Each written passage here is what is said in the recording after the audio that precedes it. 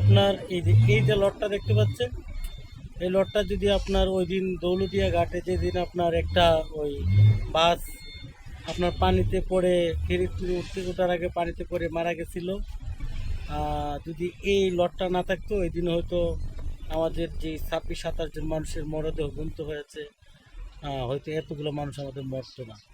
মানে এটা না থাকলে মানুষগুলো এই ফাঁকটা দিয়ে অথবা আপনার এই ফাঁকটা দিয়ে বেরোতে পারতো। যেমন একটা করছে, এই 1 ফিট জায়গা দিয়ে মানুষ বেরোতে পারে না। কীভাবে সম্ভব? আমি এইভাবে মাথাটা দিলে আপনার কই কী করবো? ওইটা যদি থাকে তাহলে আমি ঠ্যাংটা পড়ে লাফ দিয়ে পড়ে যেতে পারতো, অত মানুষ বাঁচতে পারতো। তো এত বড় মানে দুর্ঘটনার পরও এখনো মানে বাংলাদেশ কর্তৃপক্ষ কোনো সুদাল হয় নাই। মানে মানে মানুষ আরও মরতে, মানুষ বেশি হয়েছে কাছে মনে হয়।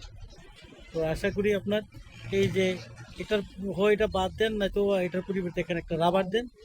এটা তো দিচ্ছে আপনার কাছে এই যে পর্দাটাকে এখানে আটকে রাখার জন্য।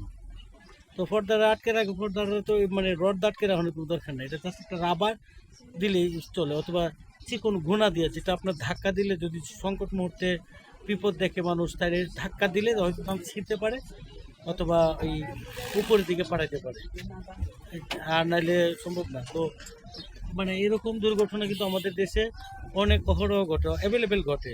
ঘটার পরে দেখা গেল বাসটা পানিতে করে কিন্তু লোকজন আর বেরোতে পারে না। তো ওখানে মানুষগুলো মরতে হয়। এবং ওই রাষ্ট্রীয় কর্তৃপক্ষ ওই শোক জানা, নিন্দা জানা, এইগুলো জানায় মানে বকর সকর করে আপনার শেষ, মানুষের জীবন আর বাঁচে না। দেখা গেলে কি একটা বাসের মধ্যে আপনার অসংখ্য যাত্রী থাকে, অসংখ্য যাত্রী থাকে। তো এখান থেকে এই বাসটা যদি আপনার উল্টে পানিতে পড়ে তাহলে মানুষগুলো কোনো আর বাঁচবে না। ওই দরজার কাছে যে 1-2 জন তাকে হয়তো হেরা বেরোতে পারে, আর বাকিরা কিন্তু বেরোতে পারবে না।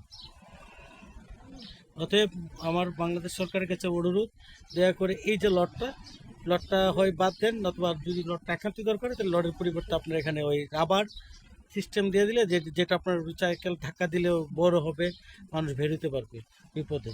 মানুষের দূর কথা ভাবেন না, কারণ দেখা গেল অনেক পরিবারের বাচ্চা মরে, অনেক পরিবারের একমাত্র উপার্জনকারী ব্যক্তিরা মারা যায় দেশে, এতে করে ওই এক 10 জন লোক মারা গেলে পরিবারের যদি উপার্জনকারী লোকটা মারা যায়, তাহলে তার যে জেনারেশনটা এটা আর সঠিকভাবে নার্সিং হয় না বা মানুষ হয় না, এতে করে ওই দুর্নীতি মানে অমানুষ তৈরি হওয়ার সম্ভাবনা বেশি থাকে।